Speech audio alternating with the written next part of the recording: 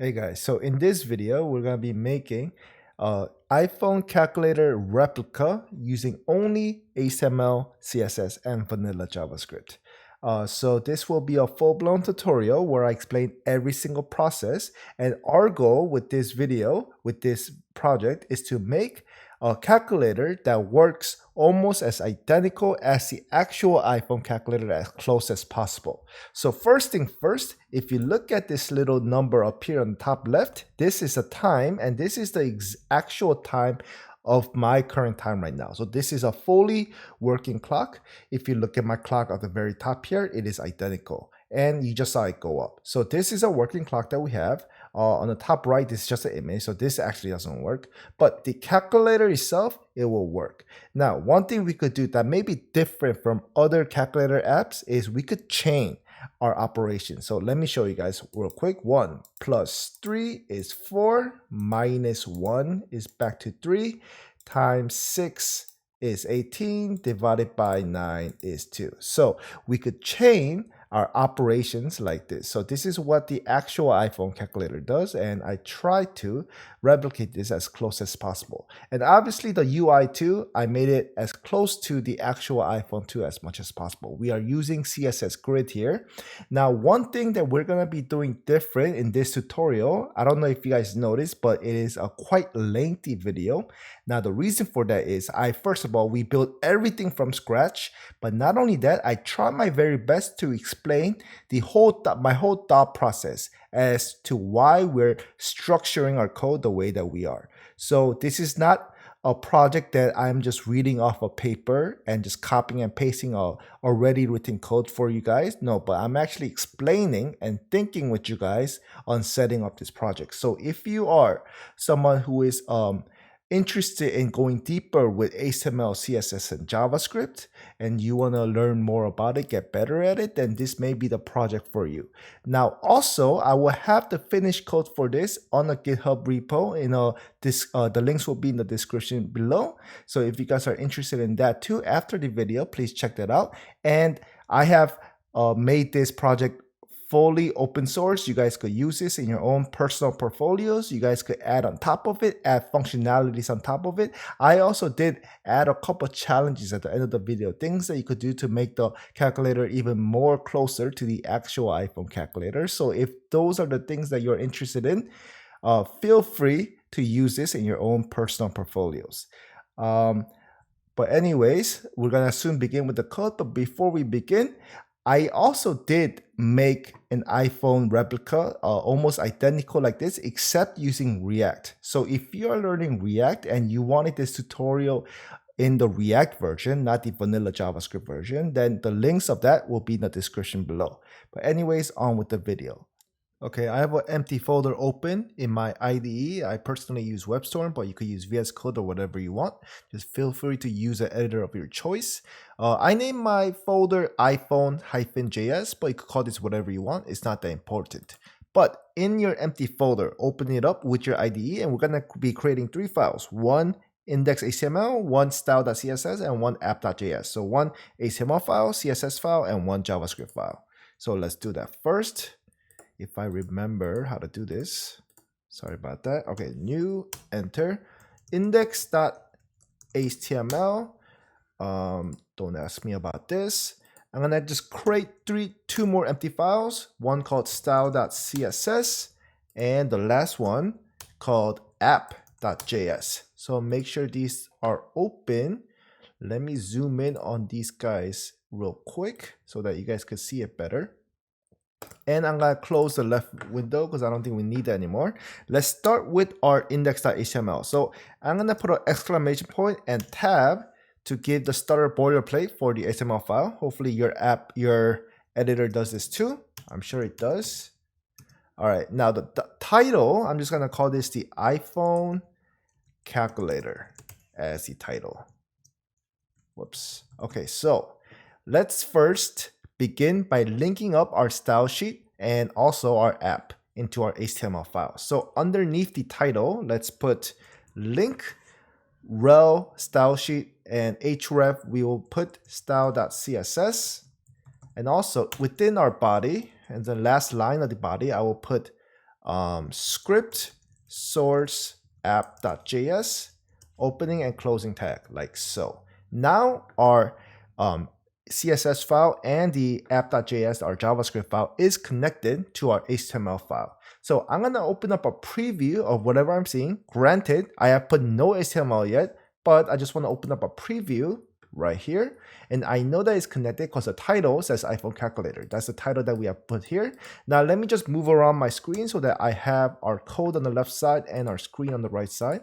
Maybe I could devote a little bit less screen to my iPhone, like so.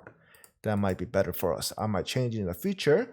And let's begin by putting the calculator. So all of our calculator will be enclosed within the, let me just show you guys this. I'm using this kind of like as a blueprint. I wrote a couple CSS here, just the numbers that I can't memorize. But this is kind of like what we're going to be building. This iPhone itself, this, you see this rounded part, this black part. I'm going to call this the calculator container, and we will start building it accordingly. So within our body, we're going to have a div tag with the class name of calculator. So I'm using immer right here just to shorten things. So if I tab out of this, it automatically creates me a div with a class calculator. So if you start seeing me doing that type of stuff, it's just a shortcut. And you could do it too if you have immer plugin plugged into your editor. So we have this, but again, we see nothing because we didn't stylize anything yet. So let's go to our style.css file. Let's start adding some files. So before we begin, I always like selecting every single element, making the box model or box sizing, I mean, into a border box. If you don't know what that is, just ignore it for now. You can research if you want, but this is a pretty standard behavior to select everything and make it a border box. Also, I'm gonna reset it so that the margin is 0 for everything and the padding is also 0 for everything. I also want to style my body, which I won't do right now actually. I'll do that later. Let's style our calculator div container that we have just created. So what do I want to do to this div? I want to make the border background black. I want to make the width 563 pixels and the height 1218 pixels. Let's see what we have. I refresh the page. You see this black thing coming up here. How did I get these measurements? What I did pretty much was I personally have an iPhone and I screenshotted my home screen, my calculator app within my iPhone. And I sent that screenshot to my computer, and these were the measurements that it gave me. So these are the measurements I am using right now. Okay, so I personally don't like it being on the edge of the screen like this. So I'm gonna go back to my body and give my body a margin of, let's say, 25 pixels. And that way our little iPhone is offset from the top left so that we could kind of see what's going on. And kind of to give the iPhone around the screen, let's give a border radius of 50 pixels. If I refresh the page, now it kind of looks more like an iPhone. And if you look at my screen right here, we kind of have this padding inside the iPhone. Do you kind of see this? There is some padding here, there is some padding here, and so on. So we want to add this padding to our calculator container. Now I have written it down here. The padding is actually 20 pixels all around. So we are gonna give the calculator a padding of 25 pixels, 20 pixels, sorry about that. Refresh the page and we don't see anything because we have nothing inside our calculator container yet, but that's good. I think this is good for now, except I also want to make the color of our text white as default, because most of our characters that we find within the calculator will be white. And I have OCD, so I personally like alphabetizing all of our CSS. This is purely optional. If you want to do that, do that. And now let's begin by, let me bring this up again. We're gonna make this top part first right here, which I will put within something called the top container. So let's do that right now. I go back to my index.html, open up my div calculator class, and within here, we're gonna first put a div with a class name of top-container. So this will contain both our clock on the top left side and the status bars on the top right side. So let's start with the clock. Let's see. I am gonna make another div within here called clock. And within here, we're gonna add the time. So we could manually, right now, according to my time, is 9:29 p.m. I could just write this. Let's see what we get. I'm gonna refresh the page. You see this 9:23. I personally don't like the font that's being displayed right here. So I'm gonna go back to my style.css, and the font family that Apple likes using is Helvetica. So I'm gonna go to my body. I'm gonna put a font family of Helvetica Neue. And if you don't have that, maybe you're using Windows or whatnot, then let's have it default to sans serif. So I'm gonna save, refresh the page. All right, now that font looks a little better. Okay, so check this out. Let's put some styling to our top container. We are gonna make this have padding 0 from top to bottom, no padding top to bottom, but a horizontal padding left to right of 20 pixels. And that way, our 923 goes a little bit more to the right. Now, another thing that I want to do before we go on, I don't like it when we could highlight the numbers in our number pad or the time or whatever in our app, in our calculator. So I'm going to go to my body again, or rather, let's go to the star, and I'm going to put user select none. What this will make me do is it will prevent me from selecting anything, highlighting anything within our calculator.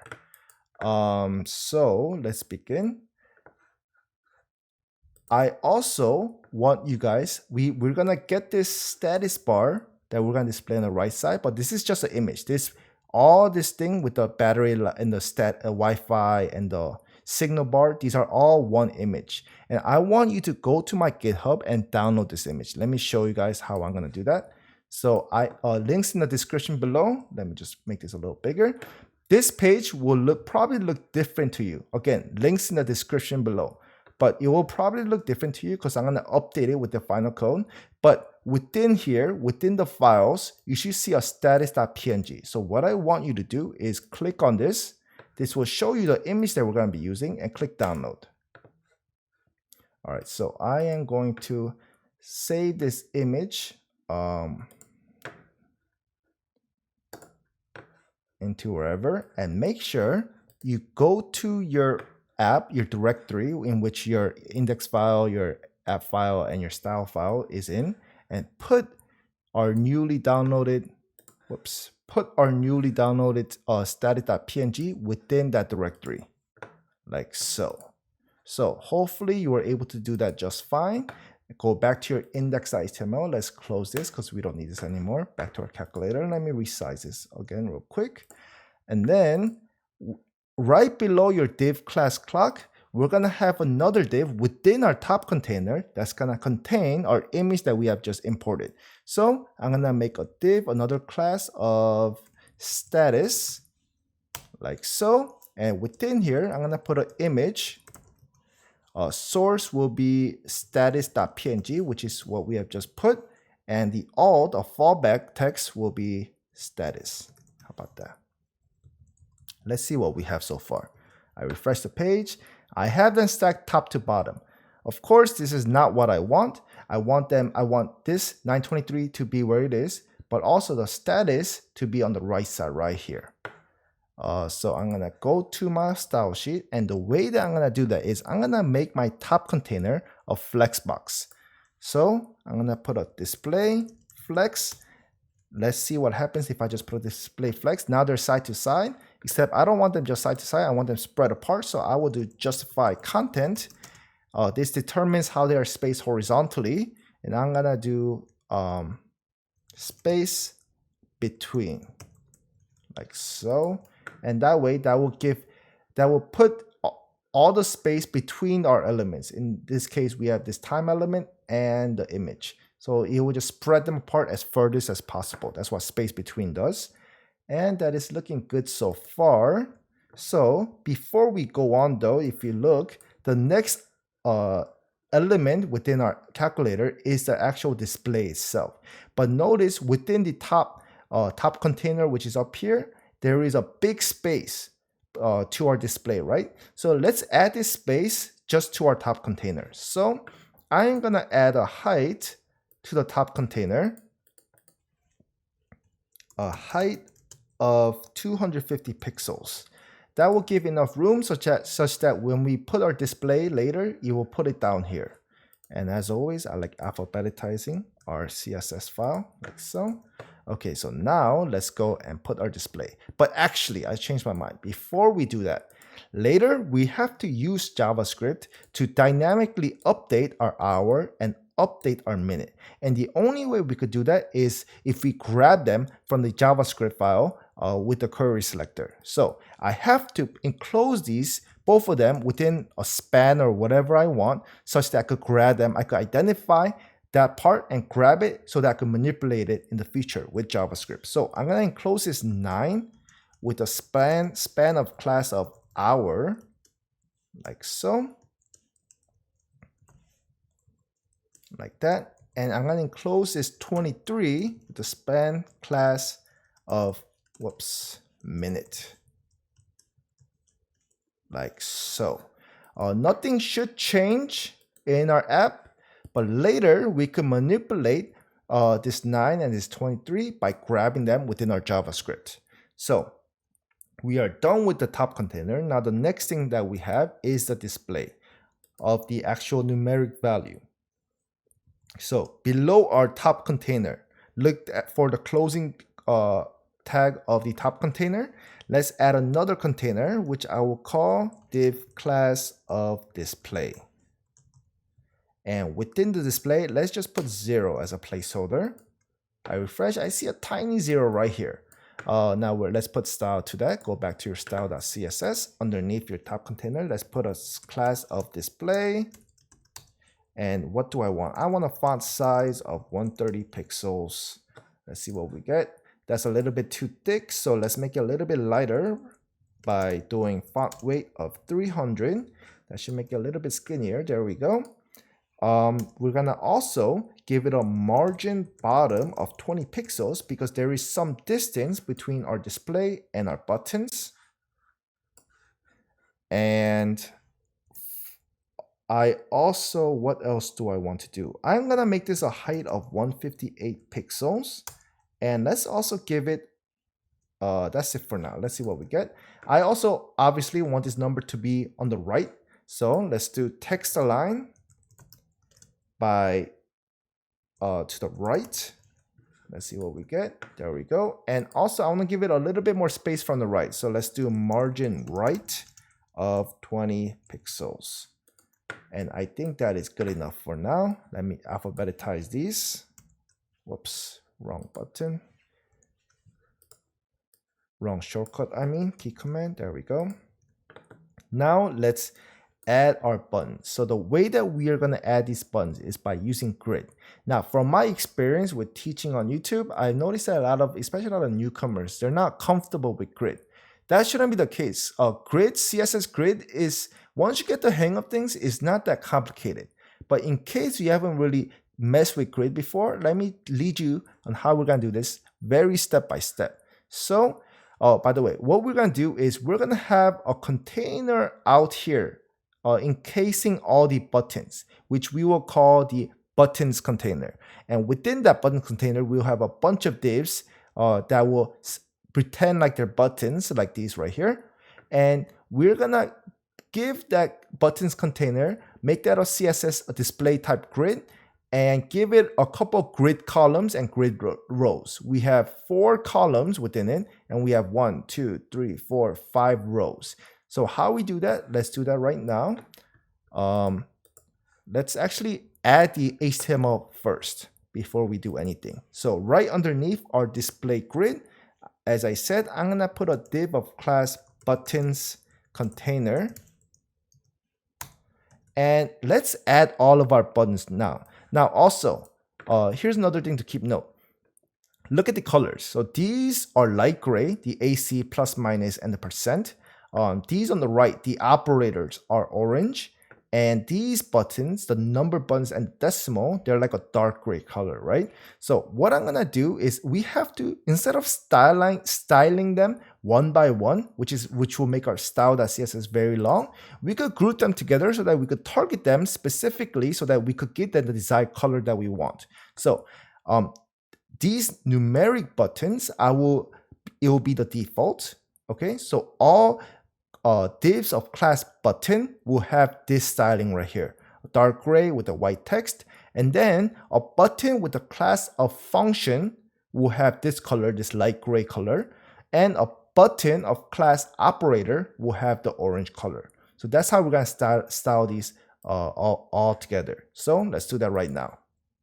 The first button, let me just put this right here for reference. The first button we have is the AC button. So I'm gonna make that a div of class button first of all. Every single button will have a class of button, and then this will also be a function button, and also it will have the AC class. So check out what we have. We have a class of button, a function. A button will grab every button, and we could style all of them because they all have similar styles, like a circle. They're all circles. They're all certain height and width, and so on. We're adding this function class because we want to target these three specifically to make them this color. And I'm also giving a unique class called AC. And I have to give every single button a unique class so that we could correctly target them within our JavaScript. So every single one of these buttons will have a unique class to itself. And inside, we're gonna write capital AC. Let me copy this line, and then the next one is, I'm gonna call PM, for short for plus minus. And I don't know how to type this plus minus symbol right here. I grabbed it from the internet. If you look at the description below on this video, you will find the symbol that you could just grab from that description, copy it, and paste it over here. The next one is a percent sign, which I will give a unique class of percent. And let's use the percent symbol right here. And the next one is a division operator. So instead of giving this a secondary class of function, let's give a secondary class of operator so that we can make it orange. And the unique class I will call division. And grab my division symbol within my description like before and paste it over here. And now let's make another one. The next one is a 7, right? So we're gonna give a class of button. In this case, because these are the default colors, like I said, no secondary class, but a unique class, which we will give number -7. And let's put a 7 within here. Now grab this line, paste it 2 more times, and I'm just gonna do a little shortcut. Grab this 7, grab that 7, make that 8s, make these 9s, like so. And then the next one is in multiplication. So I'm going to grab this button operator division, paste it over here, and replace the division with this multiplication sign. This is not an X. It looks like an X, but it's not an X. It's actually a multiplication sign. Grab that from my description below. Make sure you do that. And let's write multiplication right here. Just grab these 4 lines right here, paste that in. Update these 7s to a 4, update these 8 to a 5, update these 9 to a 6.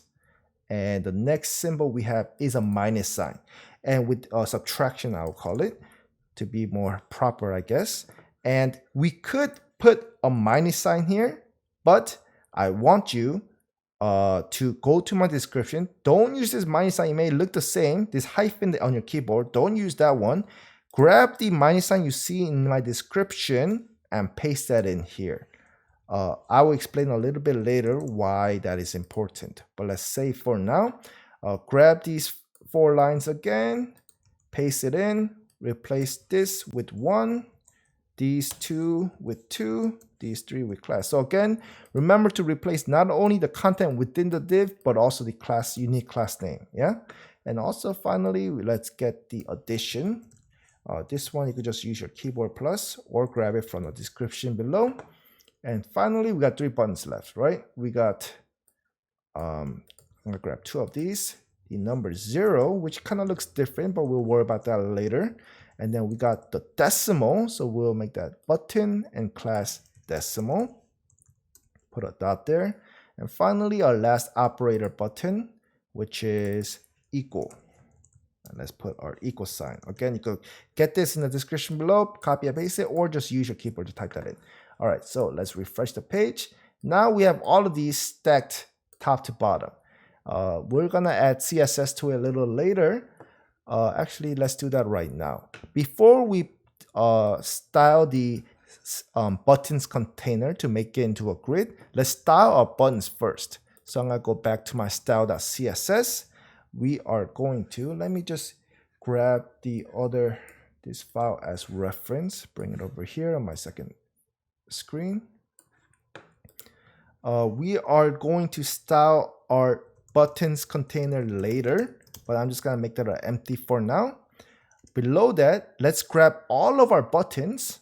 So the way that we do that is grab the class of class name of button, and we are going to, first of all, make them a height of 110 pixels, width of 110 pixels, font size of 45 pixels, and border radius of 50% to make them a circle. Let's see what we get so far. That's what we have. I also want to give them a background. The default background is going to be that dark gray color that I told you about. That is #333. Alphabetize these. There we go. All right, so that's what we have. That looks kind of ugly. The button symbols are crunched up to the top left corner. That's not what I want. Easiest way to center all of these texts is to make each button a display flex, and then justify content center to make it center horizontally, and align items center to center it vertically. Let's see what we get. All right, there we go. So that's looking a little nice. Let me alphabetize these again because I have severe OCD. Okay, now what should we do? Let's make our AC, our functions button, a lighter gray color, and our operators are orange color. So the way that I'm gonna grab that is, let's do button, another class of, what is it called? Function.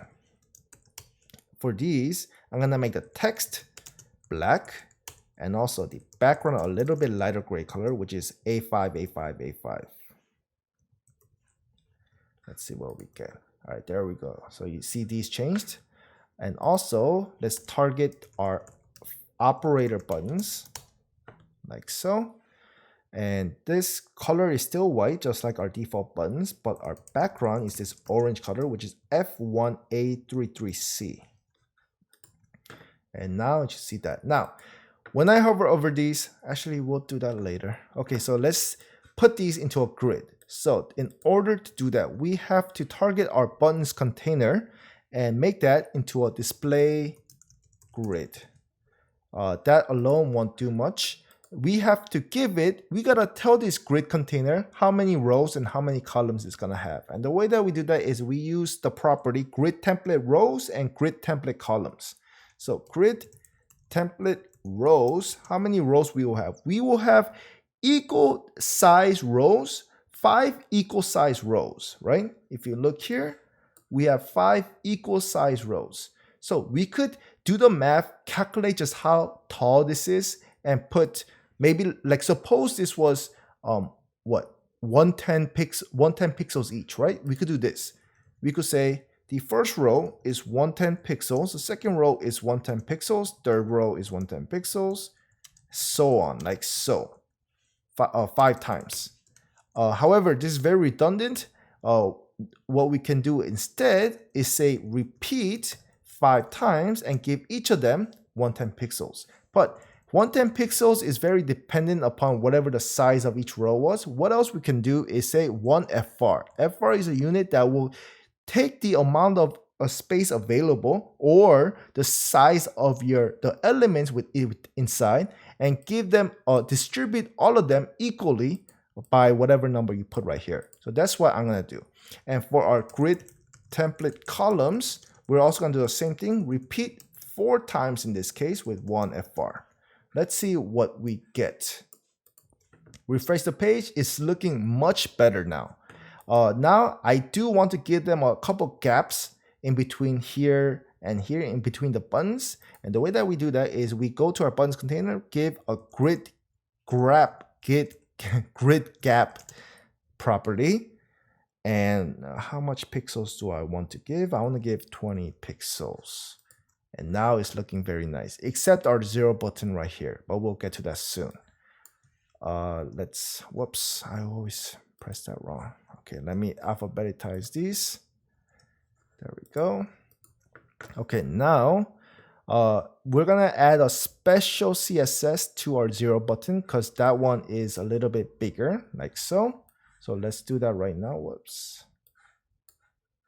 Below my button operator, I'm gonna target the button, what was it called? I think number 0. Yeah. Let's put button and then number 0, like so. And what I am going to do with this one is, this one has, if I could just find it within my blueprint sheet, width of 250 pixels. Let's see what we get. All right, that's looking pretty nasty. Look at what, before we fix this issue right here, this alignment issue, let's fix this button first. I don't want it to be this weird oval shape, right?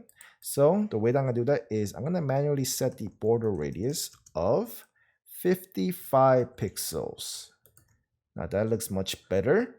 I also don't want the 0 center, but I want it a little bit aligned to the left. So the way that I am going to do that is, let's see. How about justify content? We centered everything for every single button. If you look over here, we centered everything, but that's not what I want to do. I want to put it in the beginning. So flex start. Let's see what we get. All right, it's way to the left. That's not what I want. So how about we give it a couple padding? Padding left of 43 pixels. How about that? All right, so that's looking a lot better. Now we have this issue where because this is much bigger than the other ones, it forced the first column to have that width, right? That's not what I want. So how we rectify this is, if you look at our drawing, the 0 button is taking up 2 column spaces, right? Do you see this is exactly taking up 2 columns? So there is a couple ways to tell CSS that what we could do is we could say, hey, put the grid column start at the first column and put the grid column end at, where do we want this to end? It ends on the second column, but the way that you use grid column end is you specify the column that you don't want it to be on. So the third one. So when you say 3, it doesn't put it on 3, but it stops it at 3, right before 3. So we're gonna say grid column end is 3, like so. I refresh the page, now everything is in line. But practically speaking, no one really uses grid column start and grid column end separately. The shorthand notation for doing that is, instead of using these 2 separate CSS properties, just do grid column. And it's inferred that the first number is the grid column start, which I will put none. And when you put a division sign on slash, and the next number you put is the grid column end. So that is a shorthand notation for these 2 CSS properties. Let me refresh the page. And I don't know about you, but for the grid column end, having a 3 is very, what's the word I'm looking for? It's too symbolic. It doesn't really mean anything. It's not intuitive, I mean. So what I like better is, instead of putting a physical or actual number of when you want it to end, I just say span 2. What this means is I want it to start at grid column 1 and span 2 columns. So I think this is much more readable in my opinion. So again, it does the exact same thing. And our grid is all set up. Now, before we go on, I also want to do a couple more things. I want to do it so that when I click on any of these, I want them, their color to light up. So there is a couple ways to do that again, but I'm going to go up to my button. And before we do everything, I always have to alphabetize these, because then I get nervous if I don't. And then go back to our button. Let's give a cursor property of pointer, such that when we hover over them, our mouse becomes a pointer. And not only that, right below our button, I'm gonna actually right below our button. Actually, we could do it below everything. Button, I'm gonna grab every single button and I'm gonna select the active property. So colon active and put a comma, button, focus, like that. Grab these two right here and we will give a filter of brightness of 120%. So what this will do is when the button is clicked, it will increase of this filter property, will make it brighter, the whole div brighter by 120%. So let me show you guys that in action. I click now. Do you see how the color is changing slightly? Now, what we could have done is we could have done like background color, make it a little bit lighter color. But because we have 3 separate buttons with 3 separate colors, that means we would have had to have added this property for each of our specific colored buttons, our generic buttons, our function buttons, and our operator button. But if we use the brightness, the filter property of brightness, then we could target all of them without giving them all individual unique colors. And not only that, I don't like the color changing right away. I'd like to put a little bit of transition. So go back to your button property. Let's add a transition property down here. And I'm gonna just target the filter CSS property that will transition. And let's start with, I'm gonna kind of exaggerate, 1 second, and that's it. So what this means is the filter, the color change will slowly change over 1 second. So let's see that in action. So you could kind of see it lighting up and dimming when I release. Obviously 1 second is way too slow. I like to make this 0.3 seconds. I think that will be a good amount. And now you could kind of see it a little bit more fluid. Now whenever we click, it's a little bit more fluid. So I think I like that better.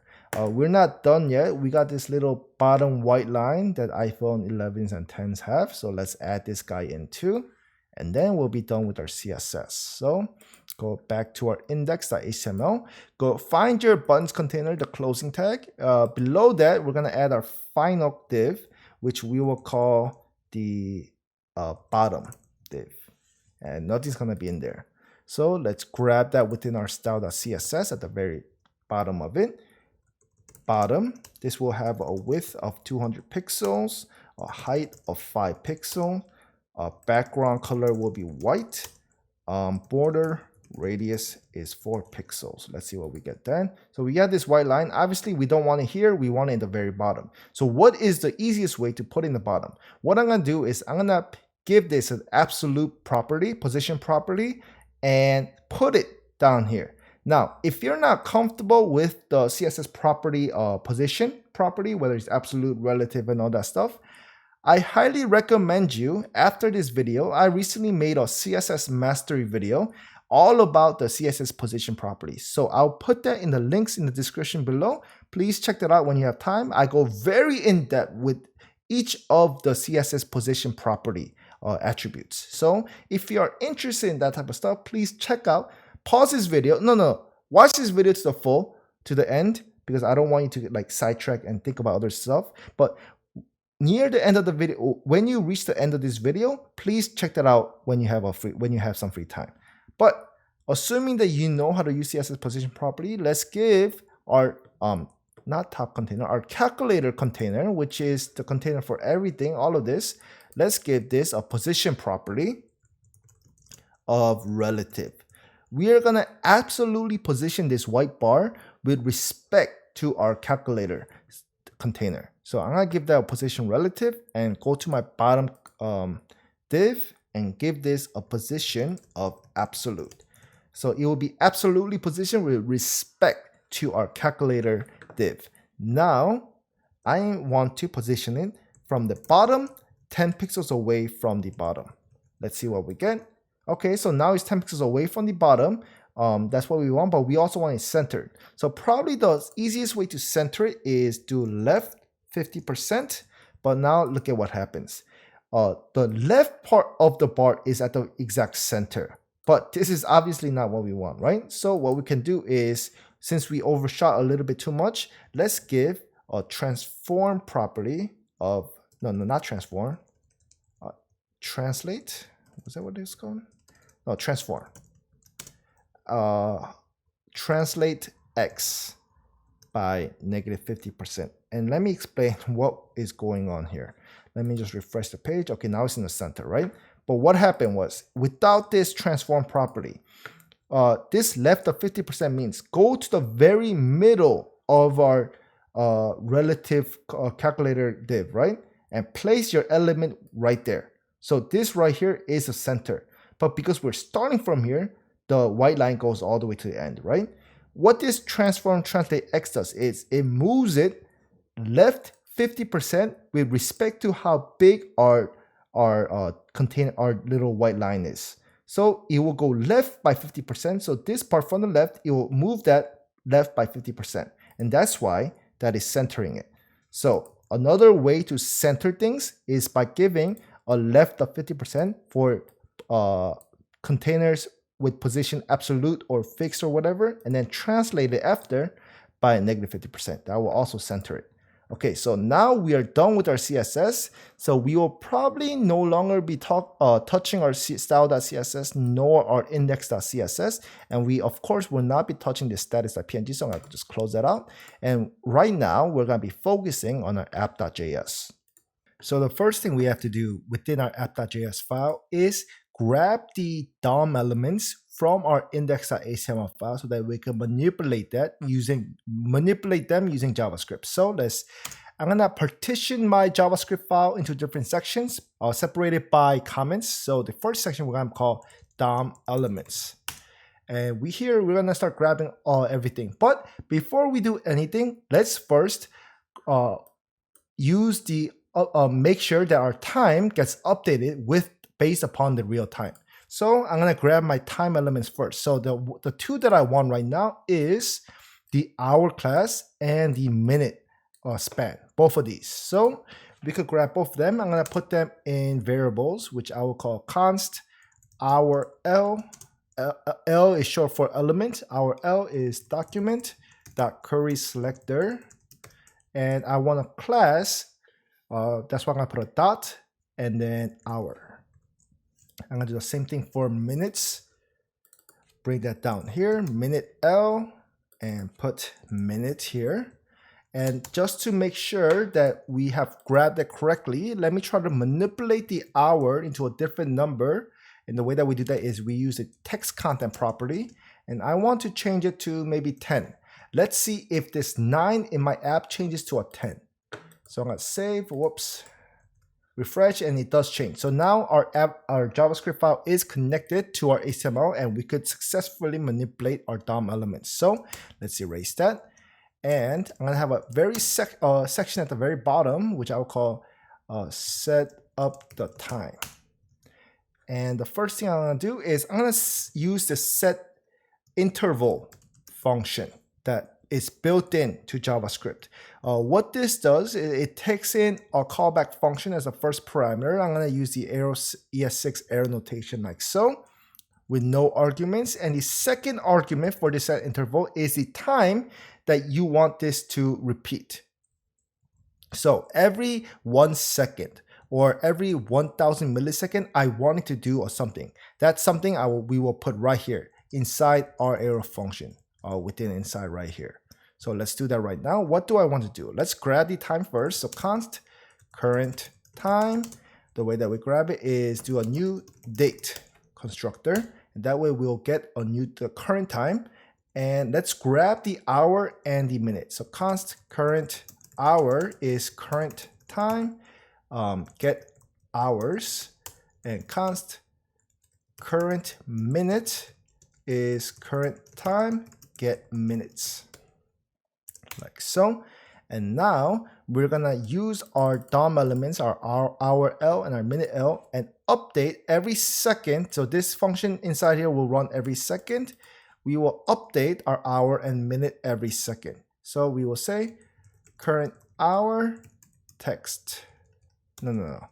Hour L text content is gonna be equal current hour. And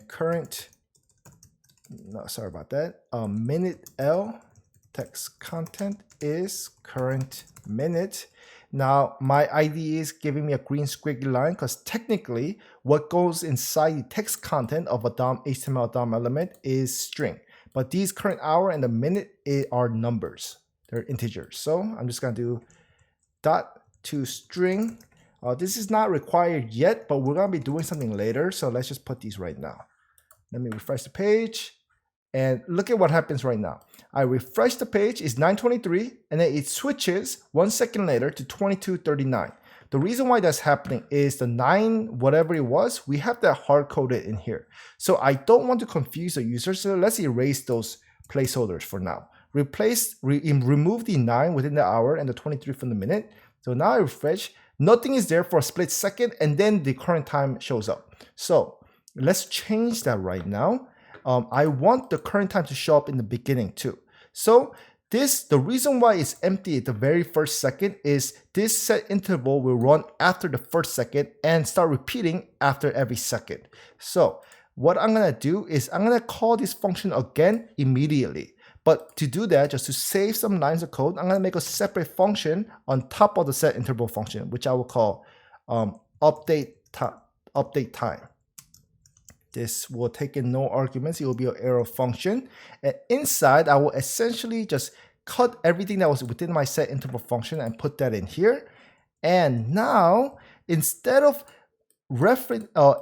having an inline function within our set interval, I'm just going to invoke the update time function, put that as a reference within our set interval so that every second, every 1000 millisecond, this will run. And then I also want to call update time in the beginning again, so that we don't have that empty colon state. And now let's see what happens. I refresh the page. There is an empty state for a split second, but that's fine as long as it's not a whole second. I think that's good enough. And now I want to do a little bit of quality of life stuff. One thing is, if this minute side was, for example, 2 minutes, right? It was 22.2. I don't want it to say 22.2. I want it to say 22.02, right? So we want to pad the minute with zeros if it is not 2 digits. So the way that we do that is because we already converted to a toString, there is a method for a string called pad start. We're going to pad this with, we're going to make sure that the max length is 2. And if it's not of length 2, then we're going to pad it in the beginning, the start, with the zeros. So right now we can't see it because of the time that we have set, but it will work. We don't need to do that for the hours, but one thing I do want to do to the hour is I don't want to give it this absolute 22-hour time. I want to make everything in terms of the 12-hour time. So the way that I'm going to do that is, let's change this current hour to a let, so because we're going to change it. And when we're going to change it is if current hour is greater than 12, then we want to set the current hour subtracted by 12. So that if I refresh the page, we get 1042 instead of 2242. I am living in USA, and that is a lot more convenient for me. So if that is also convenient for you, then you could do this. Otherwise, you could just leave it as it was. Okay, now we're done with the time. Now I'm going to speed up the time real quick. I just want to make sure that our minute gets updated every minute. So I'm probably going to skip a big portion of this video until I get there. Let's see this get 43. And there we go. I didn't need to skip. So now it hit 43. So we know that this interval, set interval, is working. And it will update the minute after every minute. Okay, so this is done. We're gonna be ignoring this set up the time from now on. Let's get to the major stuff, the calculator stuff. So we gotta grab more elements. We have to grab every single button here, including the display. So let's grab the display first. So const display L, document query selector, and I think I called it displayed. Whoops. Display. I'm gonna put a little space, and now I'm gonna grab every single, let's see, the functions. So const ACL document query selector .ac. Let's just copy this. Do one for plus minus, do one for percent. Call this %L, and I believe the class name was %. It might be percentage. Let me just double check. Percent, yes. Okay, so we have the %L. We have the Oh, before the %L, sorry about that, we have the plus minus L. So I'm going to call that PML. And I think I also did call the class PM. Let me just double check real quick. PM, there we go. All right, so we have the function elements here. Now let's grab the operators. Const addition L, document query selector dot addition. Paste this 4 more times. And then subtraction L. Subtraction. I'm gonna do a little shortcut from now on. I want to grab just this addition, grab the second one by doing Control D, Command D, and then replace those two with multiplication. And then grab the next addition and this one too. Division L, and finally equal L. Equal L, like so. We're gonna do that now finally for the numbers and the decimal. So let's start with the decimal first. Decimal L. 1, 0, 1, 2, 3, 4, 5, 6, 7, 8, 9. What should we call these? Number 1L? How about that? Number 1L, and then number 2L. Is this what it was called? I think my class name is wrong. I think I use number hyphen. Yes, number hyphen. So we can't, when we grab it on the CSS side, we gotta add a hyphen. So I'm just gonna update these first. Number 3, number 4. Feel free to fast forward this section, but just make sure you're very careful when you're grabbing all of these. Make sure you don't have any typos, because otherwise it's gonna be a headache to debug. Number 7, number 8, number 9, and I forgot to put, let's put number 0 at the very top. Number 0. Change the class name to number hyphen 0. I'm just gonna copy the number hyphen section so that I could just paste it in right away. Number 3, number 4, number 5, number 6, 7, 8, and finally 9. I know that was very tedious. I'm sorry, guys. There's not much better ways to do this. I know that I am going to be using these numbers in a loop later on. So let's just put them in an array so that we can easily loop over them. So I'm going to call this const number L array. And let's just, because I have my screen zoomed in for you guys to see easily, I'm going to put these in multiple lines, but you don't have to. You could probably fit all of these in one line. But I'm going to start with the number 0L for the 0th index, number 1L, number 2L, number 3L, number 4L, number 5L, all of these. Make sure you put it in this order so that when we loop over it, we will have them coincide with the index in which they're located. And make sure you spell everything correctly, all the capital case and everything. There we go. Okay, so now what should we begin with? We gotta set a couple rules. The thing about JavaScript is it's dynamically typed, right? It's a dynamically typed programming language, meaning the variables could switch from a number type to a string type and so on. Now, there's a couple things that I want us to keep in mind. We got to be very consistent and I want us to be very clear of whether we are dealing with a number type or a string type. So why that's important, check out my console right here. Let me just clear this out real quick.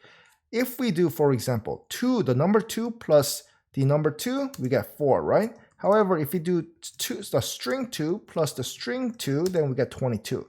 So I want us to be very explicit in all of the functions that we're going to be making, whether we are right now currently manipulating a string or a number type.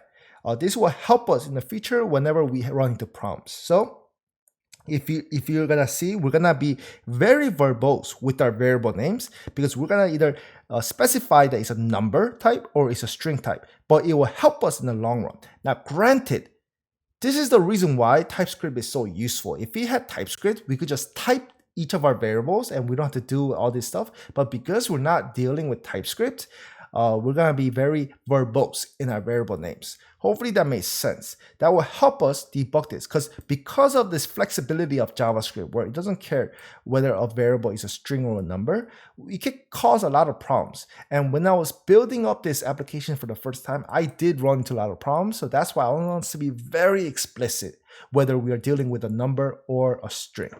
Okay, so the first thing, and let me close out this console. Let me resize my screen. There we go. The first thing I want us to do is I want us to have a section where we are adding event listeners to each of our buttons, right? So what button should we start with? Let's start with our numbers button. So this is what I am going to do. Let us do this. Add event listeners to, let's group up the button and the decimal together to numbers and buttons right above our setup the time. And the way that I'm gonna do that is we're gonna be adding similar event listeners to each of our number elements, right? And that's why I want to put them in this array so that we can just loop over them and call a function upon each of them so that we don't have a lot of duplicated code. So we will do we'll do a traditional for loop because I need the index instead of doing a for of loop. We'll do a traditional for loop. So let I is 0. I is going to be less than number L array dot length. We're going to loop over our number L array, I plus plus. And then before we do anything, let's first extract out from the number array our number element that we're interested in. Number L is equal to number L array at our current iteration index. And now to this element, this DOM element that we have just gotten, I want to add an event listener. So number L, add event listener. Is that what it's called? Add event listener. I think I spelled it wrong. Okay, so the event I'm listening for is the click event, which is the left mouse button click. And typically a function goes in here like this. So yeah, let's just do that. However, I'm going to invoke a function here, which I will put in another section up here called the functions. The first function that I'm going to build is called const handle number click. How about that? And this will take as an argument the number that we have just clicked. However, again, I want us to be very explicit whether we're dealing with numbers or index. The parameter that I want to receive in here is not a number, but a string number, a string representation of the number. So I would say num string will be our parameter. And therefore, when we call it here, we got to invoke this handle number click function that we are going to make up there. So when we click, we're going to invoke the handle number click function, and the argument to let the function know which number we have pressed, we're going to pass in the index. However, we want that to be a string. So I'm going to do i.toString to make that integer, the index, to a string. Now let's just make sure that everything is connected. I'm going to console log the num string just to make sure that we get the correct number. Let me open up my terminal again. I should probably just have this open. I'm going to refresh the page. 2 and 2's there showing up. So they're all connected. Do you see this? So everything is connected as planned. Okay, so, and hopefully you guys understand why I'm doing this string. I want us to be very explicit. We could have made this a num into an actual number and dealt with that. But I have decided arbitrarily that I want this to be a string and not a number type. Okay, so now that we have done that, let me just put a semicolon here actually. What do we want to do? We want to update our display element with the number that we have clicked. So the way that we can do that, remember with strings, when you add two strings together, you just get 22 like that, right? So that's what we want to do. That's why I wanted this to be a string, so that because we're not actually doing any additions when we click this, we're just adding on top of the display number. I wanted this to be a string. Okay, so now let's grab the text that's currently within our display element. So the way that I'm gonna do that is const current display, what should I call this? Num. And actually, when we grab, remember what I said, I want to be able to be very explicit in our variable names, whether we're dealing with a number or a string. So I'm gonna call this current display string, because whenever we grab something from the HTML DOM, like what we're gonna do right now, we're gonna do display l.text content. This will always be a string. Even though it seems like a number is there, it's always grabbed as a string. Okay, so that's why I'm gonna call this current display string. And now what I'm gonna do is I'm gonna update the display L text content with the current display string, which is what was there currently. And I'm just gonna add onto it the num string. Let's see if that works. 2, 3, 4. So it is working. However, there is a few problems. Actually, one problem that I just want to highlight right now. I don't want the 0 to be here. So if the current display string is a 0, then I want to remove that 0 and keep on adding the numbers. Otherwise, just add it like normal, right? So let's do that. So if current display string that we have grabbed from our display element, HTML element, is triple equals to the string 0. This is important to make sure you use the string 0. Then I want to set the display L, the text content of it, not to add the number string to our current display string, but just set that as the num string. Else, do this like so. Let's see if that works. So if it's 0, as it is right now, then I'm going to erase that 0 and put the other number that I just clicked. Otherwise, right now it's no longer 0. Just keep on adding the numbers like so. So that is working. There is a couple more things I want to do. If you notice, if you have an iPhone, you could take it out right now and type in a couple of numbers. What happens is once you get to the 1,000 mark, there is a comma. It separates all these numbers into comma separated values, like by the every thousands, right? I want us to do that too. So the easy way to do that is this. There is this method in a number type called toLocaleValue. So I want us to grab this right here, display L text content, current display string plus num string. I want to wrap this in a parse float to force this string into a number. And then after, I want to use this method that's built into JavaScript called toLocaleString. So let me just show you guys in another line like that. So what we're doing is we're converting this string that we have here into a number, and that number has a method called toLocaleString. So what that will do is it will automatically put commas in the thousands. Now the reason why I'm not doing this to the 0 condition, because if you're in this 0 condition, there is never a need to put commas into our display, because the number that you click right after 0 is just a single digit. So that will never have a comma, right? But here we could add a comma. So let's see if that works. Refresh the page, 2222, and now we see the comma, right? However, if I click one more time, things goes away. Why is that?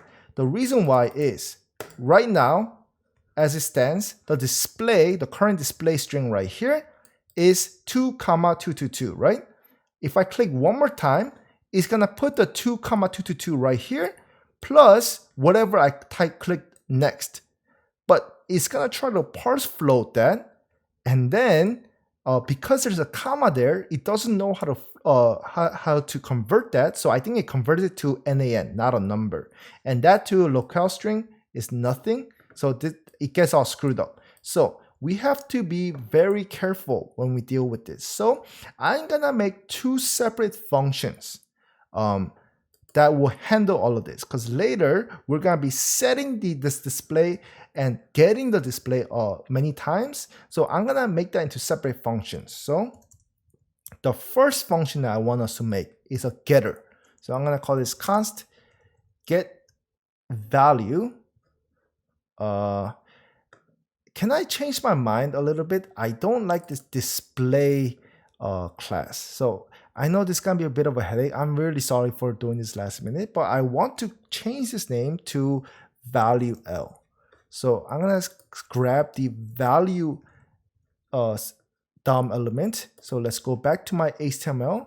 I'm going to change, and this is super not important. It's just, I just don't like the display name.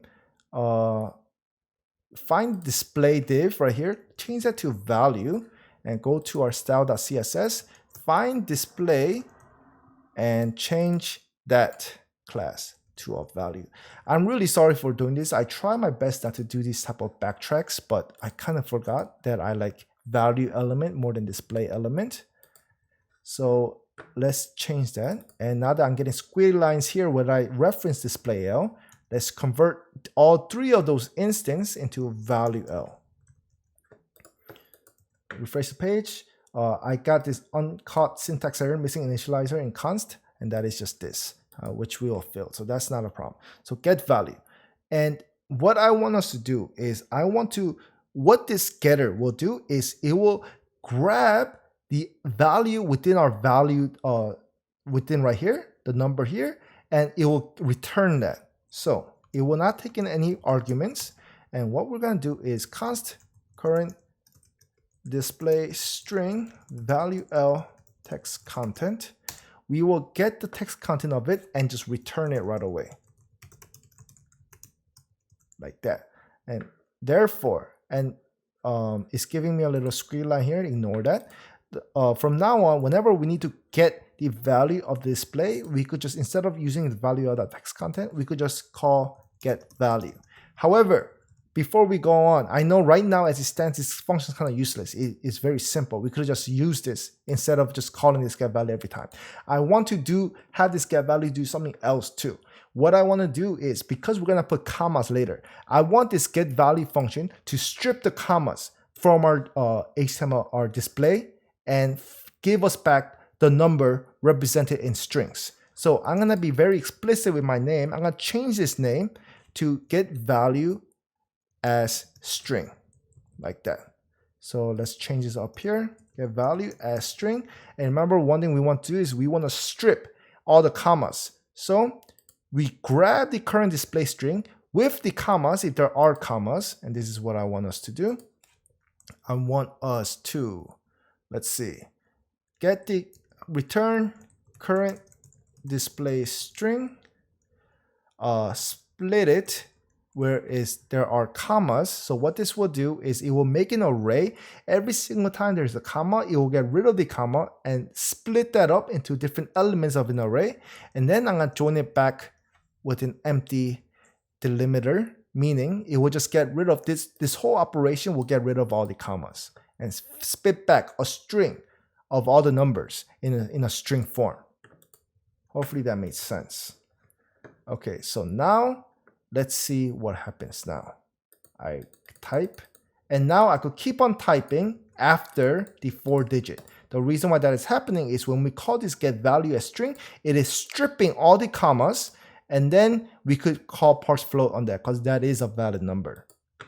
Now, I know that I'm gonna need it later, so I'm gonna make another function here called const get value as number.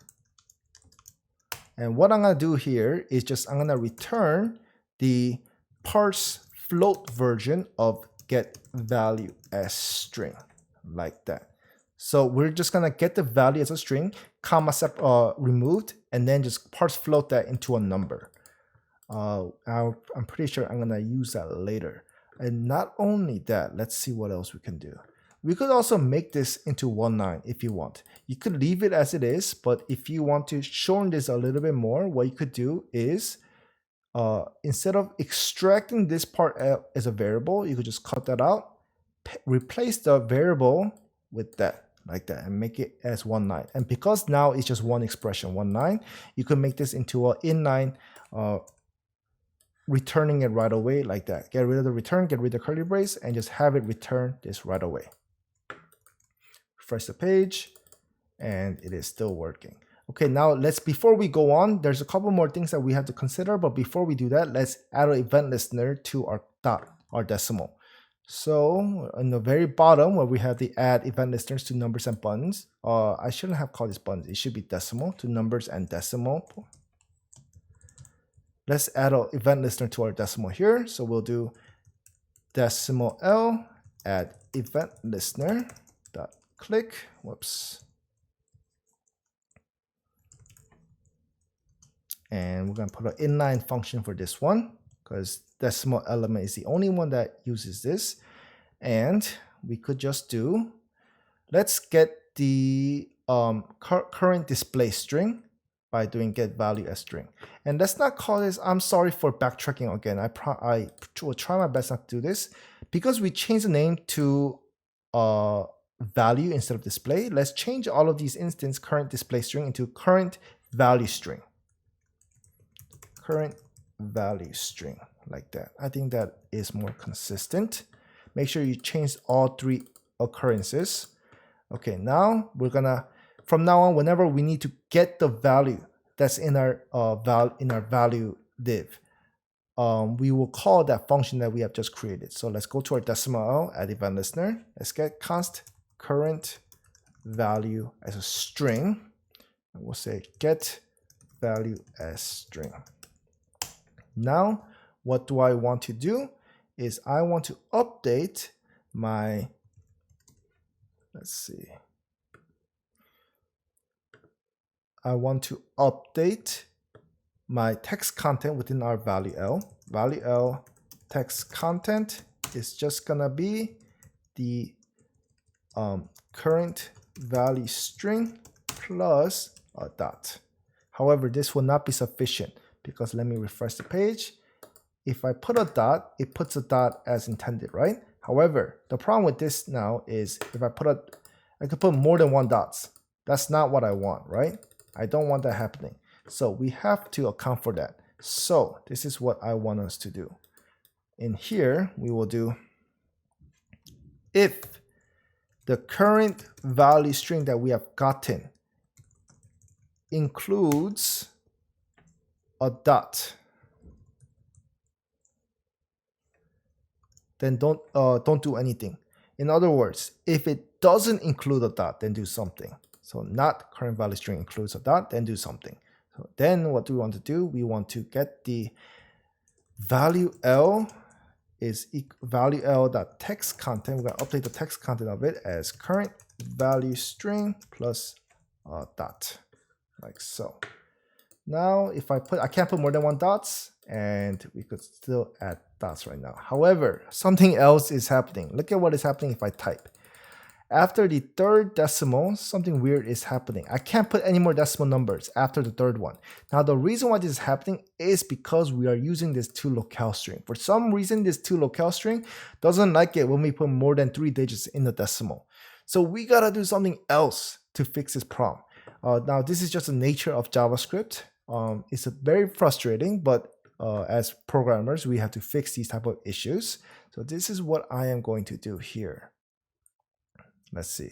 Within, I'm gonna make another function that will kind of opposite to get value as string and get value as num. We're going to say set value as set value, which will set the value that we gave this function to the value div right here. Const set value. How about set string as value? So this function will get a value string version of the value, and we're gonna set that to our HTML DOM element. So we will do this. For now, we will just do value L dot text content is gonna be the parse float version of this, like that. Whoops.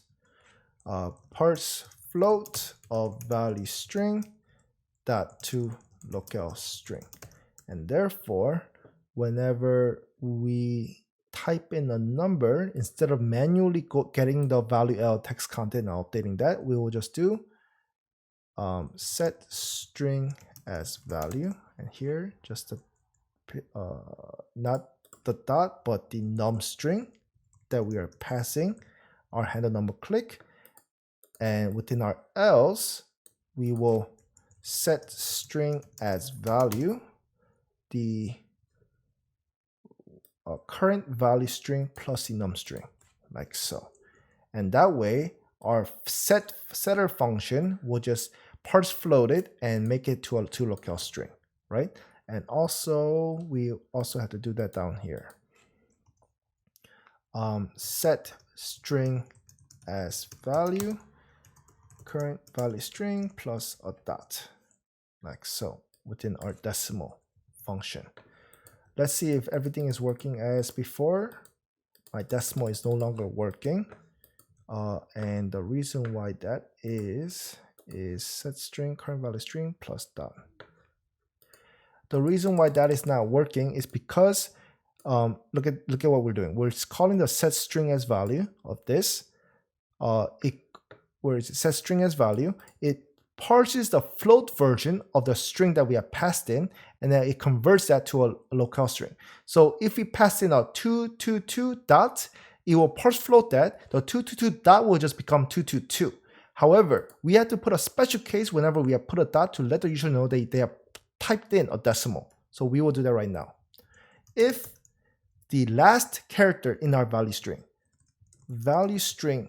the last character, value string dot length -1 is equal to a dot, we just want to update the text content to be, as a matter of fact, we just want to add to it what's currently there and add the dot after, like that, right? I think that will work. And don't do anything else. Otherwise, so just return out of it, and otherwise do this. So this return will make sure if this condition is satisfied, it will perform this operation, add a period to our current display right here, and then return, meaning finish the function. If it never reaches here, it will reach here and do this instead. Let's see if that works now. Now we can successfully put a dot, and we can't put any more dots. Let me see. I could put a dot in the beginning too if I wanted to, like that. However, we still have the second problem where after the 3 digits in the decimal, it no longer adds the number because of this 2 locale string thing. So we gotta do something a little bit more complicated here. So what we have to do now is we have to extract out the number part, the integer part, the whole number part and the decimal part of our display value, of our value string, and do something with that. So let's do that right now. Const value in array. I'm gonna change this name later, but I'm just gonna call this for now. I'm gonna do value string dot split and split it where there is a period, if there is a period. Let me so what this will do is it will separate our value wherever there's a period. So we know our display, our value right here, can only have one period at most, if any. So this will either give us an array of 1 element when there is no period, or 2 elements when there is a period. So because we always know that we're going to be dealing with either 1 or 2 numbers, let's just destructure the 2 elements right away. So I'm going to put a little array here, and we're going to say with the first element that it grabs from this array, we're going to call that the whole number. And just to be more explicit, I'm going to call it the whole number string and the decimal string, like that. Let's console log what these are just to make sure we are on the right track. Decimal string. 23 and undefined. Right now there is no decimal, so that's why it's giving me this undefined. And now if I keep on typing, it split them up separately like that. Do you guys see that? Okay, so now this is something that we can work with. And let me erase the console log. Keep in mind that our decimal string may be undefined, in which case we don't want to do much with it. So we will do this. If the decimal string, if that exists, this will exist when it's not on when it's a true value. So meaning if there's any number in here, even a 0, because it's a string form, this will become true. This will become false when it is undefined, like you saw up here before we typed in a decimal. So if that exists, we want to do value l.text content. We want to call the locale string to the whole number parts float whole number string to locale string, and then plus, let's see what's the best way to do this. Plus a dot plus, let me put these into a separate line like that, plus the decimal string. We'll just add that on after the period. And after that, we could just put instead of putting a return this time, let's just put an else. Otherwise, if it doesn't have a decimal string, we will just do value l text content. This just the whole number string part, like so. So if it does have a decimal, we're just gonna call the locale string, which puts the comma within the whole number part, and put a dot and just put a decimal, because it doesn't make sense to have commas in the decimal, I don't think. Otherwise, we just do it as before. Let's see if this works. Type some numbers in, everything is fine. I can still put a period, and it seems to be working. Obviously, it's kind of overflowing, but whatever. Okay, so now it is working. We can put more than 3 decimal digits. So that is working as intended. And I think we are good with that so far. So now that we have added event listeners for our numbers buttons and also our decimal, let's start taking care of these function buttons. So above our add event listeners to numbers and decimal, how about we put a section called add event listeners to functions. So let's start with the AC element. ACL add event listener, click, put an arrow notation function. What do I want to do when I click the AC? For now, I just want to set string as value, the 0 string. So I'm just going to reset the display so that if I start typing and I click this, it just resets everything, right? We're going to have more stuff here later, but for now, that's satisfactory. How about, let's start out with the easy one. No, this is not the easy one, but let's just write this down here. Listener, the AM, click. And for now, we'll just put this empty, but let's start out with the %L, which is easier. Event listener, click. Like so. All right, so now what the %L does is pretty much just divides the number by 100. So division, you do division on a number instead of a string. So instead of getting the value as a string form, let's finally call this get value as num, which just parses the string version of the display into a float number, into a number. Where were we? Right here. %L at event listener, so const current value number as a number format is get value as num, and then set string as value, and the number, actually, let's do this. I'm gonna be more explicit. Const new value in the number format. We're gonna do current value num divided by 100. So this is a new value as a number, and then we're gonna do set string as value. We have to give a string here, so we'll do new value num to string. Let's see if that works. 82% is 0.82. That is correct. 100% is 1. That is also correct. So I think that is working as intended. Now let's go and do something with our PML. So what do we want to do is if it's a negative number, we want to make it into a positive. If it's a positive number, we want to make it into a negative. So the first thing I want to do is I want to determine whether it's a positive number or a negative number. So let's do const current value num is get value as num as before, get the number in number format, and then let's do this. If current value num is greater than 0. Do I want to do it like this actually? Yeah, why not? If current value num is greater than 0, then what do I want to do? If the current value is greater than 0, then I just want to tack on the minus sign in front of the current display that was there, right? So let's just do this. Set string as value. And I also want a string value, a string version of it as well. So let's do at the very top, const current value as a string. Get value as string. So we're using a number to use this comparison operator. But when we're setting the string, the value, we're going to do the hyphen plus the current value as string. Current value string like that.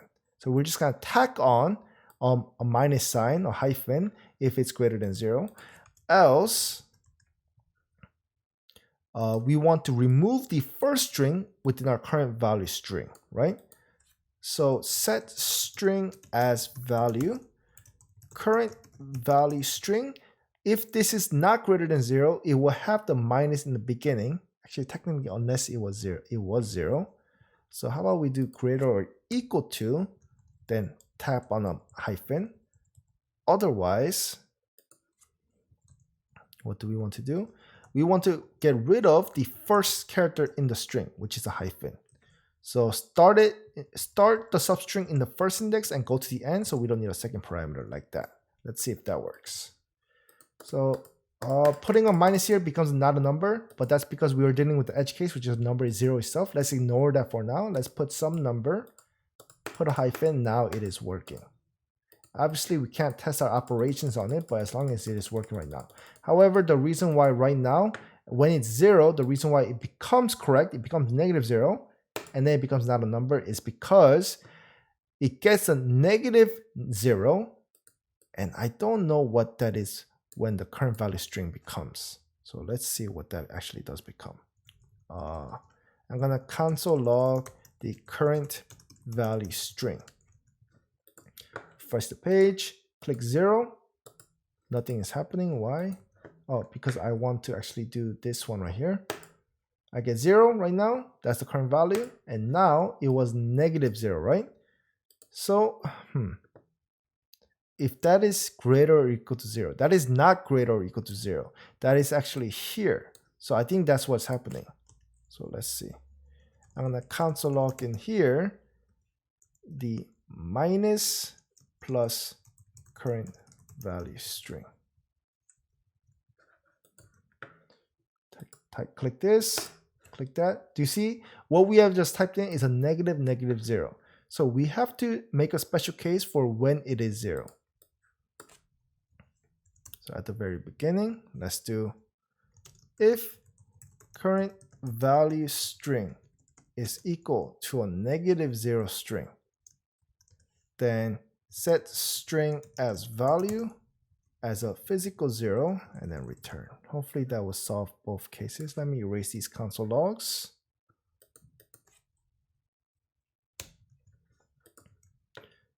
Type this, and now it is working. How about, does it work for the other values? Yes, it does. All right, so that is working. I think our function buttons are done, almost done. We might revisit these in the future, but now let's go finally to our operators right here. Okay, so let's see. Our plus, minus, multiplication, and division will do similar things. So I'm gonna put all of them into a function, into a separate function too, just like our numbers. So how about in between our two event listener sections, our add event listener to functions and add event listeners to numbers and decimal. Let's add a new section here. Add event listeners to operators, like that.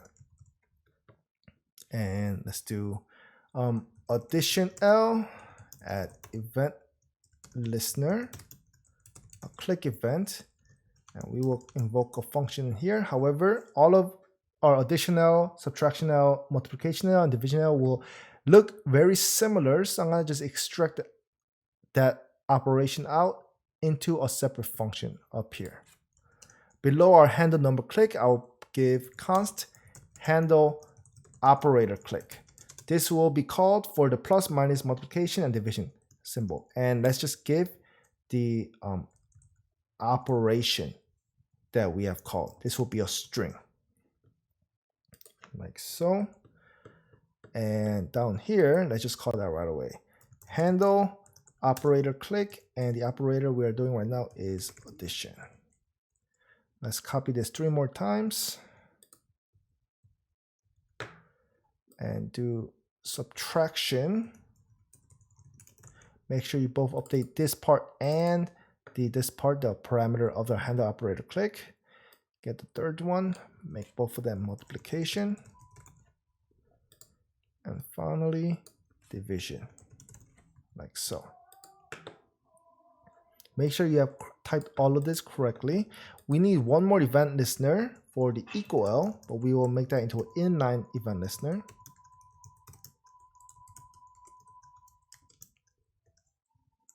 I don't know if you guys can hear that music outside. One of my neighbors is playing music really loud. So hopefully that doesn't go through, but if it does, I'm sorry.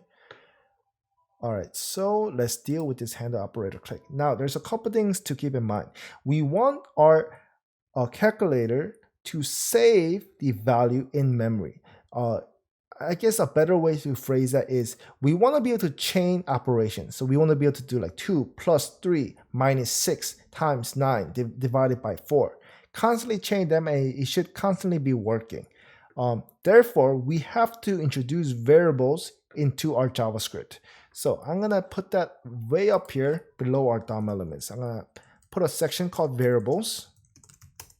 And I'm going to have the variable, we got to keep track of the numbers before, which I will call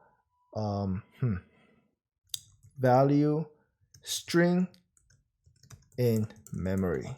And I will default this as null for the initial state when there is no value stored in memory. So what this will store is a previous result of the operation that you did. So that if you keep on training operations, you can use this to do the operations. We will also keep track of the operator that you have last clicked. So operator in memory, which will be defaulted to null. So I think this will make more sense as we do the actual function, as we actually code this along. So let's do this right here. Handle operator click. What do we want to do? This operation is the operation that we have called, right? So let's see. There are 2 cases we have to, well, actually more than 2, but first we have to partition our cases into 2 separate scenarios. The first scenario is when we have nothing in memory, no number in memory, and we typed in a number and we click this plus. Then there is no number in memory. Then we just want to store the number that we have typed right now into memory, and then we set this back to 0. Otherwise, we have some number in memory, and so when we click on an operation, we want to actually perform the operation with the operator that we have stored in our memory, and then set the new operation symbol into our operator in memory. Does that make sense? It will make sense soon enough, and I'll give you guys examples after we code this so that it will make more sense. So we will do this. If no value string in memory, if we don't have anything in our memory, what we want to do is, before we do that, actually, let's get our value as a string form. Const current value string is get value as string. If there is no value string in memory, what we want to do is our value string in memory will be updated to our current value string.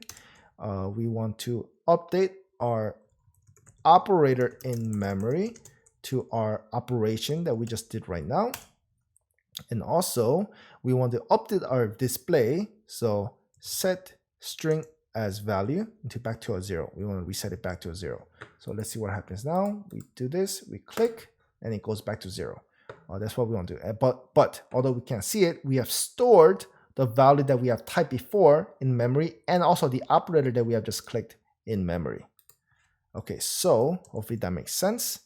And after that, we don't want to do anything. So return. Otherwise, we do have some string and some operator in memory. And so we want to perform that operation first, right? So let's do that now. So if there was no value string stored in memory, we do all this and then we return. So we will never see past that line of code. But if that's not the case, then we will go to this line of code. And what we want to do if there is a value string in memory is this. Let's do this. I'm going to extract this out. Do I want to extract this out to a separate function? No, I don't. So let's just do this. Let new value as a string.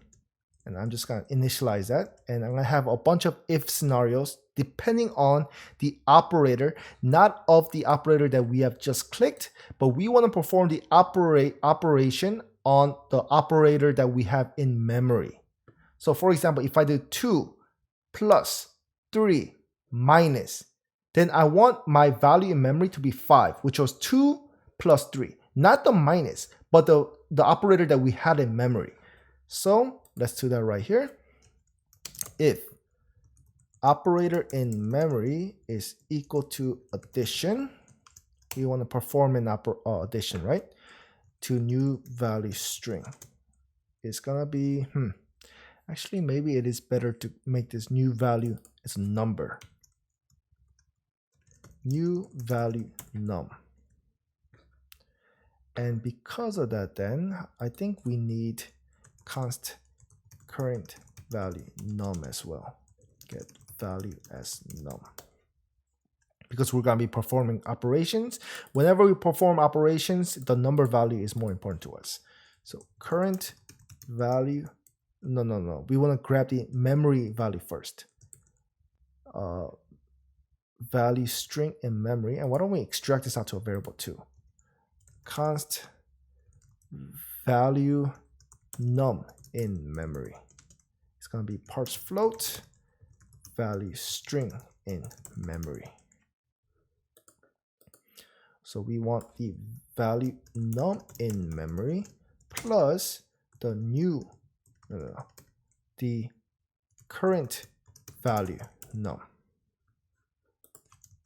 Else if operator in memory is triple equals to subtraction. Make sure you spell these correctly, unlike me. We're gonna just do something similar, except instead of a plus, we're gonna have a minus. Copy all this, else if it's multiplication. We're gonna multiply it now. And finally, division. And divide it like so. Okay, so now that we have the new value in the number format, we have to put that in our memory, right? So we have to do value string in memory. We got to put it as a string, not as a number. So we're going to do new value number to string like that. And then, and we don't care about comma separated values. We don't want to store the value as a comma separated value. So we're just going to call toString upon it.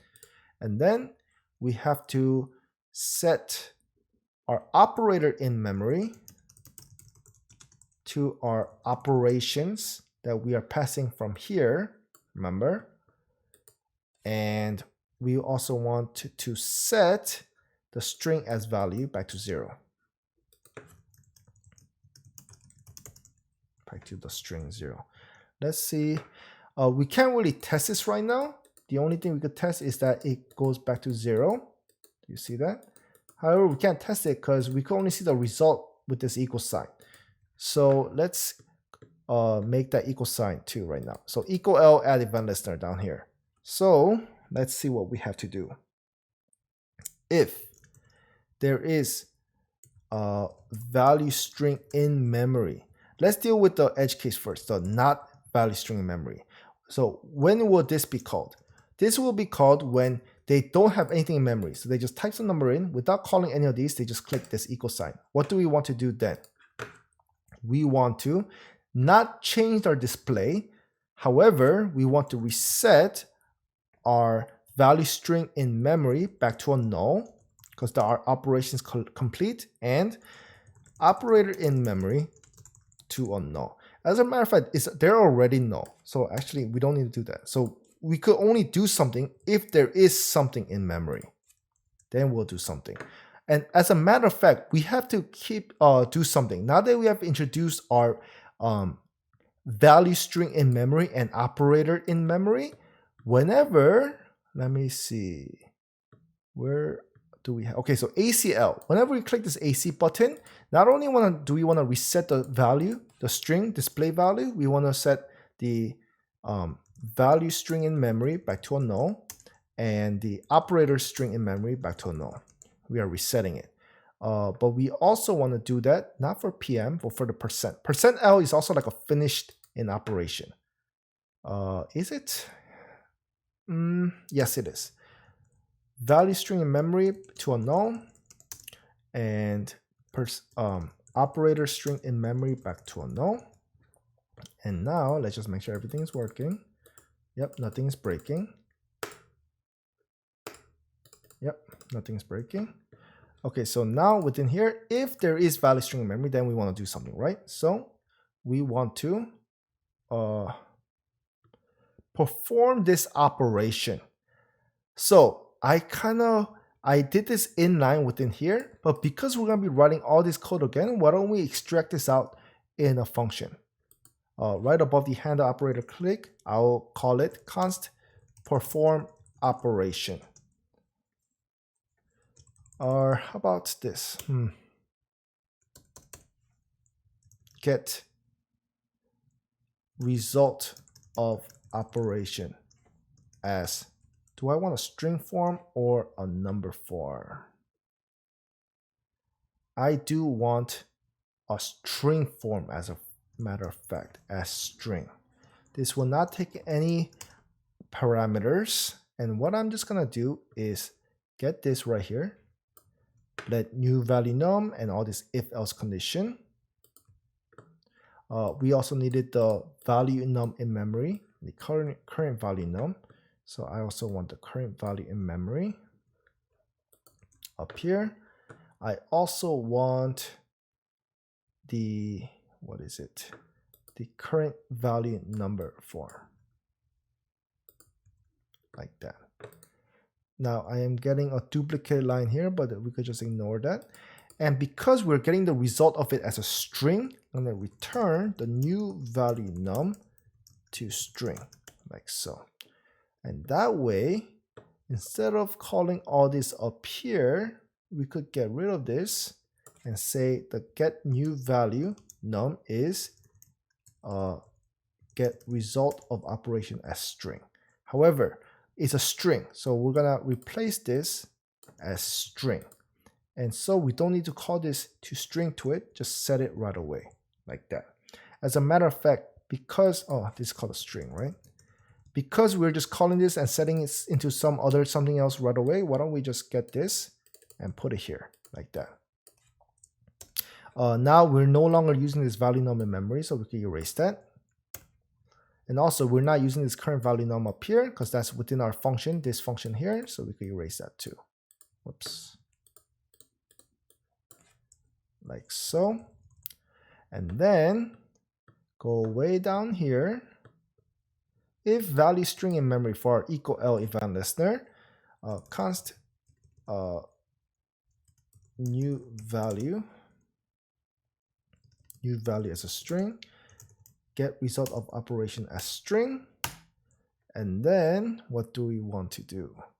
We want to set string as value, the result of this. So why don't we just grab this and put it in here? We don't need to extract it out to a variable. And then we want to reset everything, right? So value string in memory back to a null because we have finished our operation, and operator in memory back to a null. Now let's see if that works. I'm gonna cross my fingers. 2 plus 3 is equal to 5. How about 6 minus 4 is a 2.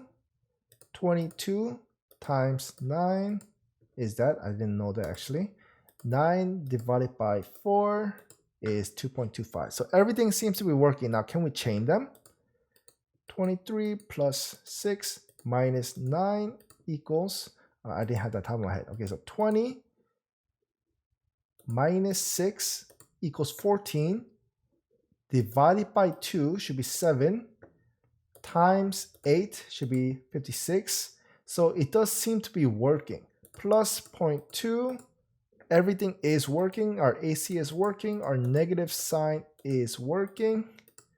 Yes, I mean, obviously we have to take care of this case. However, I'm not going to put that into this tutorial. This will be a challenge for you. Try to format this so that it always fit into the screen. Even if you want, you could do something crazy like this. Try to make it so that when you hit after a certain number, after it hits the 6 digits, this becomes smaller. This is going to be very challenging to do, but I will give you huge kudos if you could do that. So looking at your iPhone right now, if you have one, if you type in 6 numbers, this display, the font size will become smaller. So try to do that. But other than that, I think we are done with this application.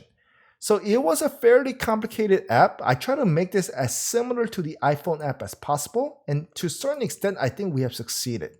So hopefully you guys like this. I will post this code up in GitHub. I'll probably show you guys a tutorial on how to revisit that code. So if your code is not working, you could check out my GitHub page and compare my code with yours to see where you have made a typo or whatnot. All right, guys. So here is the updated version of my GitHub repo page. If you have never really used GitHub before, don't get too scared. I'll make this easy for you. But pretty much this will have the finished code base for the code that we just worked on. So in case you have like a mistake or a bug or something that's not working, come over here and maybe you could go into, you see this app.js, index.html, and style.css. These are the ones that you're interested in. And also the status.png if you haven't downloaded that already. But like, let's say that your JavaScript file is not working. Just click on the app.js.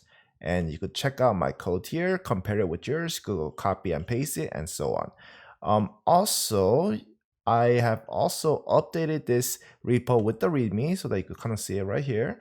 I have also decided to add a couple challenges to this calculator project that feel free to do this on your own and show me if you have done it. But challenge number 1. Make the keyboard inputs work with the calculator such that when we press 1 in our keyboard or 3 in our keyboard, make sure this number gets updated. And such the same thing with when you type in multiplication, the star sign or the plus sign, or hit the enter, then the operation will perform and so on. So try to do that. That is challenge number 1. Challenge number 2. If you have an iPhone, you will notice that the calculator app limits the digits, the number of digits in your number, whether that be a whole number or the decimal part of the digit, but it restricts the whole numbers that you could have, all the numbers that you could have, into just 9 digits. So try to do that. Try to make it so that when you have numbers, let's go to our app. Look at what happens if I do 7 divided by 9.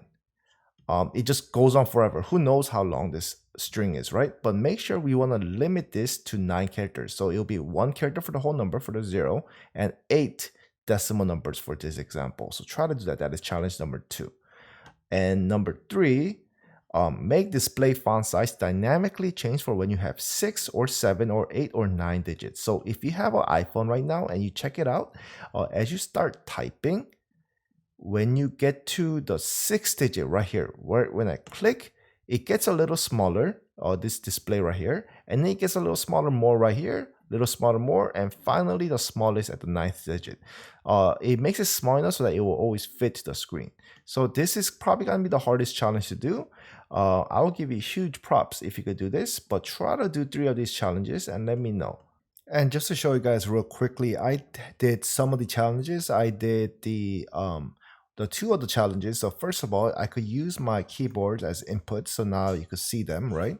I could press plus to add operations. I could press escape to clear my screen. And 3 minus 1. Oops. Let me refresh again. 3 minus 1 equals 2. So my key presses are now working. This was one of the challenges. And my second challenge was to make the this size smaller once we get to 6, smaller even more once we get to 7, and smaller once we get to 8, and finally the last one, smallest when it gets to 9. So I did 2 of the challenges. The third challenge I kind of didn't want to do, but that's up to you guys. So this is very possible. I highly encourage you guys to try this on your own. Anyways, this is the end of this iPhone calculator using vanilla JavaScript. Hope you guys enjoyed this as much as I did. And please, if you guys like my content, please click like on this video. That helps me tremendously, and subscribe to my channel to more content like this one. Remember, I also did a little plugin earlier about my CSS position property video. So please, if you haven't already, check that video out after this one if you're interested in the CSS positioning properly. I also have a couple more other vanilla JavaScript tutorials, such as building a Connect 4, building a Pokédex using the Poke API, and also building a tic-tac-toe game from scratch. So if you guys are interested in those, please check them out in the links in the description below. Anyways, guys, hope you guys are staying safe during this time, and I will see you guys next time. Happy coding.